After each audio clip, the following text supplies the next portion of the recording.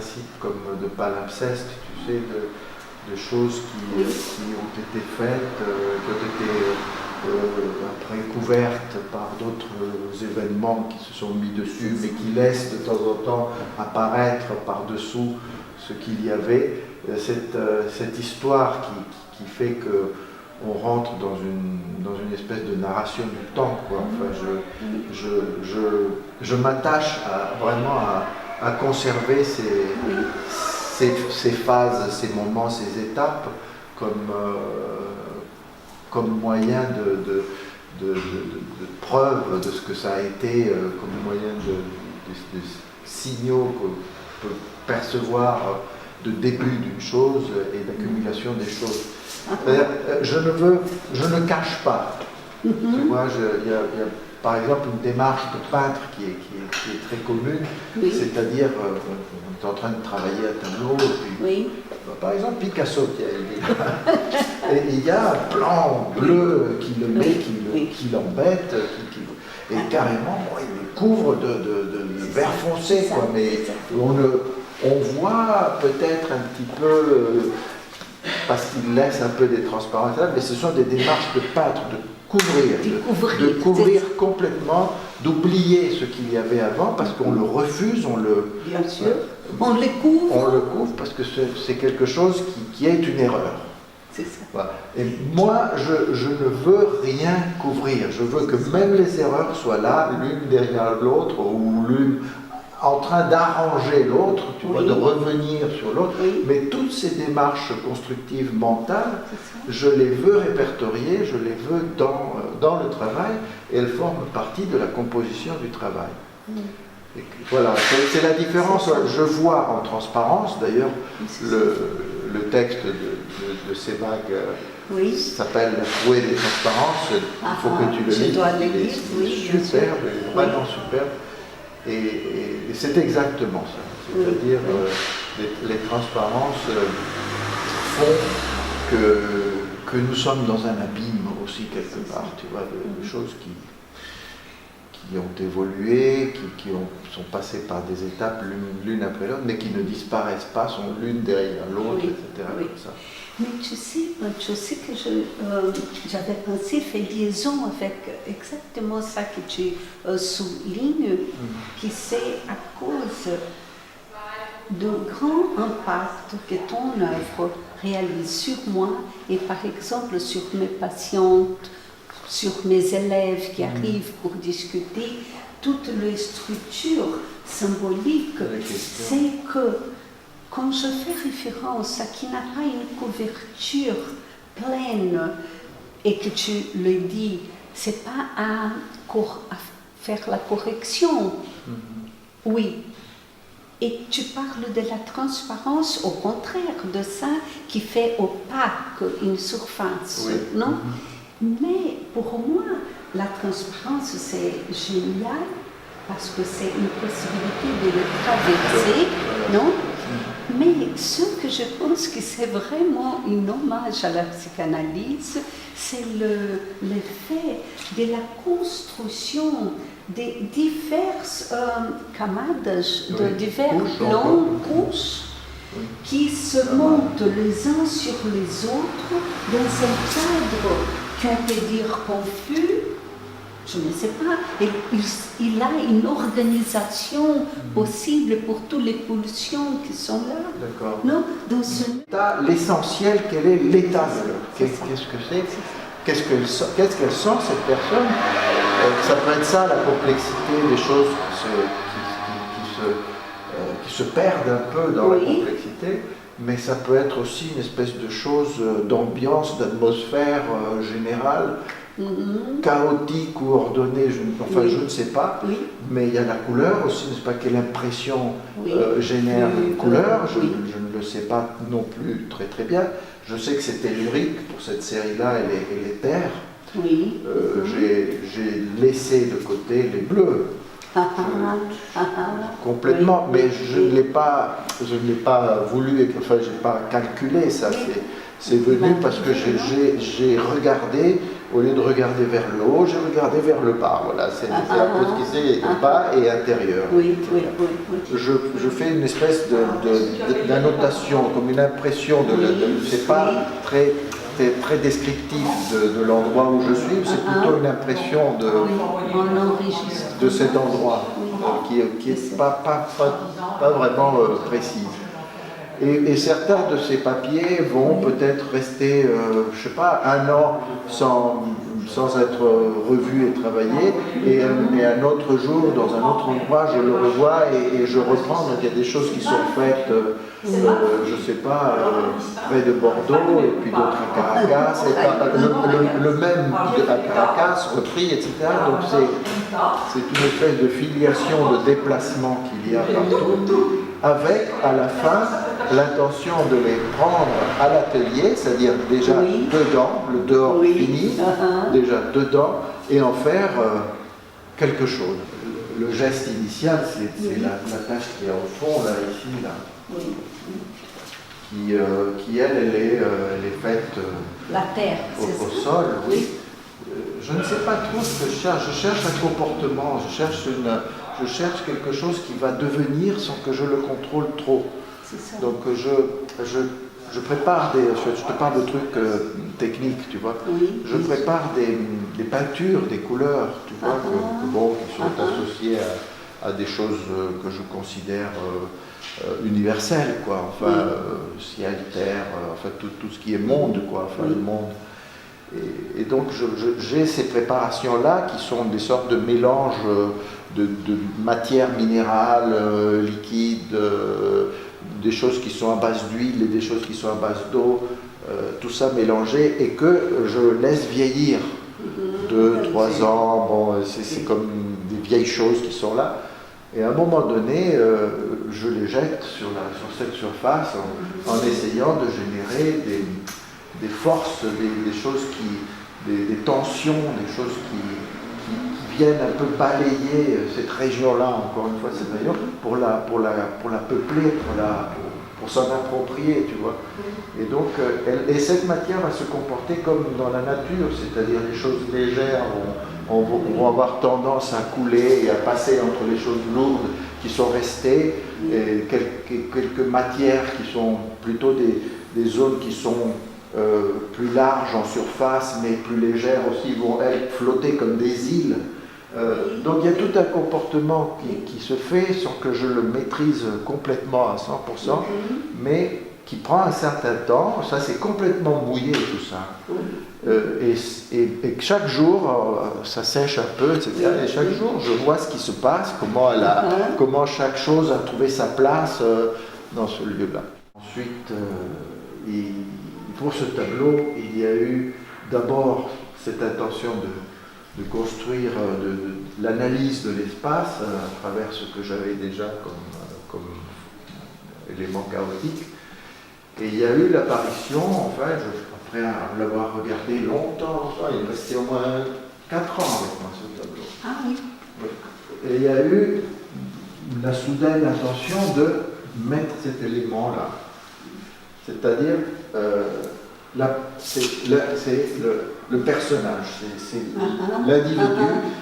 Le protagoniste. Le protagoniste qui est venu là, il est apparu, il est venu du haut et puis il s'est enlevé vers le bas. Et il a généré une espèce de forme un peu symbolique que tu peux voir plus ou moins, ce n'est pas dit complètement, mais c'est un autre. Ça suit plutôt un principe d'octogone ici, avec un centre. Ce que je te raconte, c'est exactement ça quand je parle de l'exstructure superposée des éléments en net, en articulation symbolique. C'est que le premier moment, il arrive que les patients sont avec un impact. Mais après, il arrive le moment, quand il manque le mot, de faire référence. C'est là. Et je pense que ça, c'est quelque chose, un truc intéressant, non? Parce qu'il arrive peut-être. Au-delà de tout ce plan, il a quelque chose encore que tu le soutiens comme un trait du réel, on pourrait dire peut-être. Oui, non, on est dans une espèce de, par exemple, ce tableau, une espèce de milieu, quoi, un milieu, je dirais, en fait, finalement, c'est toujours un peu allusion à la région. Le tableau est en fait une région considérée, mais on suppose que ça continue Bien sûr. de tous les côtés exactement comme ça, de la même façon. Alors ça fait qu'on rentre dedans avec envie de fuir, soit à l'intérieur du tableau, mais peut-être là-bas à gauche ou ici à droite, etc. Mais tu es absorbé par un espace ou une région mystérieuse dans laquelle tu peux, par exemple, comprendre des associations de forces et de liens et des choses comme ça qui sont aussi des choses atmosphériques, les couleurs, ces espèces de coulures chaotiques qui ne sont ni liquides, ni spatiales, ni telluriques, mais plutôt la force des choses, le comportement même de la matière, quoi. Donc on est dans des régions qui sont incertaines, voilà. Oui, c'est ça. Donc c'est un peu pour ça que le verbe, enfin la parole, est appelée à s'ajouter à ça, à un moment donné. Bien sûr. Comme structure, comme il n'est structure pas aussi. suffisante la force. Il demande aussi une articulation peut-être par la parole, non? Elle n'est pas exigée, mais dans ton cas, c'est-à-dire ce qui nous intéresse, toi, comme quelqu'un qui traite, qui s'occupe de résoudre des problèmes psychiques. Et voilà, donc c'est particulièrement ce rapport-là qui devient intéressant, c'est-à-dire, oui, effectivement, on peut approfondir sur ces principes-là, on peut aller très loin sûrement, mais encore une fois, je ne me suis pas posé la question, tu me le révèles maintenant, mais ça me paraît très très très intéressant, parce que moi-même, quand je fais en ce moment l'effort de rentrer, d'expliquer, de mettre en parole cette chose, je suis en train de me construire aussi en tant qu'être, en tant qu'individu, et donc le stimulus de l'image est bien là. Il produit bien des choses. Le même dessin de voyage, bon, surtout celui-ci, hein. Pas là, mais ça fait partie des séries. Et là, ici, bon, plus l'intention plus constructive, toi, d'utiliser des éléments tridimensionnels, quoi. Avec l'idée de passage aussi, de trajectoire, de 9 trajectoires, qui subissent des formes aléatoires, tu vois, qui se déforment par l'espace-temps, etc. Chacune d'une façon différente, et qui traversent, chacune de ces trajectoires va traverser ce plan qui est la photo de l'instant, si tu veux, et va générer donc 9 cercles. Tu vois, à chaque traversée correspond à un cercle, et un lien possible entre chacune d'elles, un lien possible choisi d'une façon aléatoire. Donc, j'avais imaginé que ça aurait pu être, par exemple, le moment de l'existence d'un être. Tu vois? C'est-à-dire que à ce moment-là, suivant les événements extérieurs, cet être-là va être dans cet état-là, cet état-là, cet état-là, cet état-là. Et ainsi de suite jusqu'à la fin. Mais ça peut être aussi associé à un état de l'univers en soi, tout. Donc, je suis très attiré par le chiffre 9 qui est une triple trinité. Et la trinité est un retour à l'un. Donc c'est une multiplication par 3 de l'unité. De nouveau l'unité. Donc et ainsi de suite. Donc c'est en fait, c'est une quête vers l'unité. Attends, ici, donc il y a une. Voilà, pour l'interprétation existentielle. Oui. Alors, là, par exemple, une, ça peut être la pensée. Oui. L'autre, j'ai suivi un peu le modèle jungien, tu vois. Oui. La sensation, l'intuition, les sentiments, ce sont les 4 jungiens. Et j'ai ajouté, comme pour le monde extérieur, ça c'est intérieur, la nature, l'esprit des choses, la lumière, l'obscurité et le temps. Donc chacune de ces choses représente un moment de... Alors par exemple, ici tu vois que 2 est rattaché à 3 et 6, ça peut vouloir dire que les sentiments à ce moment-là sont très sensibles avec la nature et le temps. Tu vois, à ce moment-là. Bien sûr. Donc il y avait un jeu. Tu reconstruis la liaison entre le... Oui. Donc, c'est génial. Toi, comme psychanalyste, tu pouvais, par exemple, demander à un de tes clients comment ils se sentent par rapport à ceci, et on peut trouver des points et trouver une trajectoire aussi. Bien sûr. Et c'est ça, mon travail, c'est représenté par ça, parce que je dois faire les coupures, les coupes, le sectionner en moment pour devenir à adresser toutes ces émotions, les représentations d'une façon plus fluide, c'est ça. Distancée, quoi. Oui. Non, mais et même fusionner dans une autre perspective, bien sûr.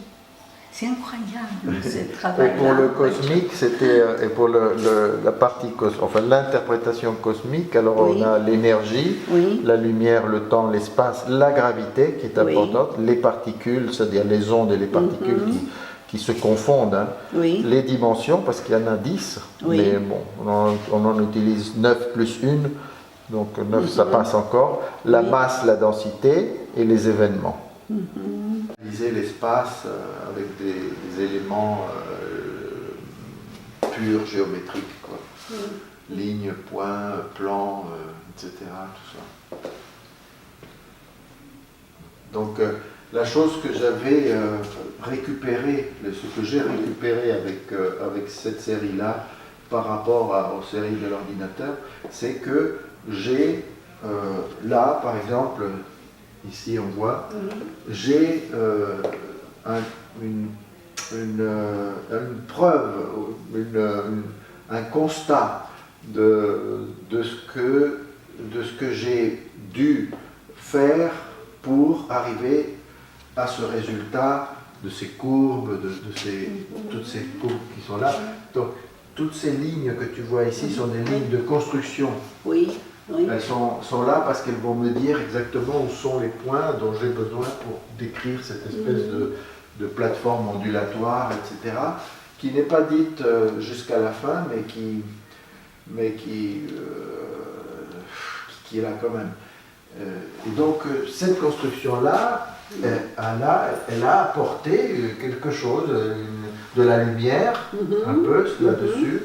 Je pense plus à la psychanalyse. Ce tableau me fait penser à ça. Bon, il y a le fort intérieur surtout. Hein, c'est une copie du cerveau, c'est une copie de ce que j'appelle en fait.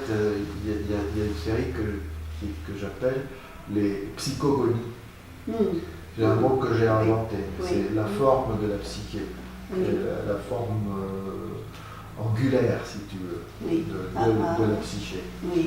J'imagine que c'est un intérieur de... cette angulation, les typhlotes qui sont là comme des idées qui vont elles-mêmes être des mondes à l'intérieur, etc. Là, ici, c'est encore traversé par une espèce d'escalier en colimaçon qui traverse l'espace. Donc, cette tension-là, non, ces deux trajectoires, je crois qu'il y en a deux, Il y en a deux. Qui sont aléatoires complètement, c'est des forces aussi. Mais en tension, non? Oui, elle se focalise dans un axe. Voilà. Oui, dans cet axe-là. C'est un bien axe qui sûr. est incliné, un peu comme celui de la Terre. C'est grâce à cette inclinaison que la vie existe. Oui. Enfin bon, Oui.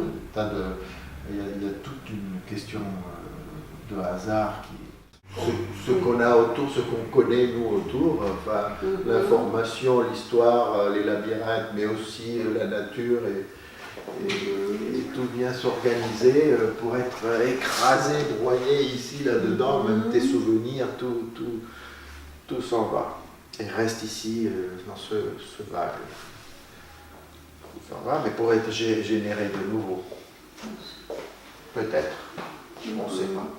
En tout cas, rien ne se perd, et tout devient énergie, phénomène qui amène les scientifiques à penser le temps qui est déformé, qui n'est pas le même. Quand tu es ici au bord de ce trou, ça s'appelle, à un moment donné, c'est l'horizon, ça s'appelle. Moi, je l'ai fait ici. C'est un temps, ça. Je l'ai fait ici, tu vois. Oui. L'horizon, oui. Il est là. C'est à partir de ce moment que si ce corps passe cet horizon, il est fatalement attiré. Il ne va plus pouvoir s'échapper. Il ne peut plus s'échapper, il va être comprimé, écrasé, torturé. Il est déjà pris mais il va vivre un temps différent de celui qui le regarde ici dehors. Lui, il va rester jeune. Et quand ici, jamais il revient, il va retrouver son copain dehors, très très vieux. Il y a ce nom qui c'est ici, non, Pancho? Oui, là il y a, c'est deux cônes en fait. Là, c'est plus tellement le modèle de la singularité, mais c'est un point de départ de deux cônes. En tension, non? Qui tournerait là. Qui générerait en torsion, qui tourne en suivant ce cercle qui est là. Il gère le mouvement. Il génère des cercles, des mouvements, des orbites, mais enfin le cône est représentatif de rayons, de quelque chose où il y a un point de départ et puis un rayonnement droit, enfin, de ligne droite plutôt.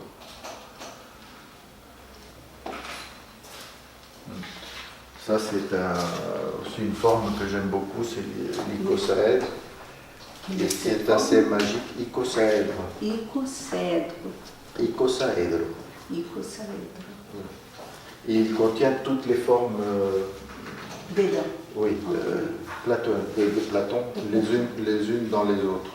Dedans, il y a le dodécaèdre, le cube, le tétraèdre, l'hexaèdre qui est le cube, et le tétraèdre est le dernier. Et tout part, là, ce qui est merveilleux dans ça. Ça, c'est Platon. Oui, ça s'appelle les solides de Platon. Il y en a 5 solides de Platon, qui sont parfaites, des formes parfaites, composées de triangles et de triangles équilatéraux, c'est-à-dire de triangles tous de côté pareil. Sauf le cube, évidemment, qui est 6 carrés identiques sur les côtés. Mais ce qui est très beau, c'est que pour construire cette forme, il faut partir du rectangle d'or. Et le rectangle d'or, déjà, il est fascinant. Mais pensez qu'à partir du rectangle d'or, on a ces formes qui sont parfaites, c'est vraiment très beau. Donc le titre de l'exposition Région d'incertitude vient de tout ça, dont on a parlé, c'est le principe d'incertitude.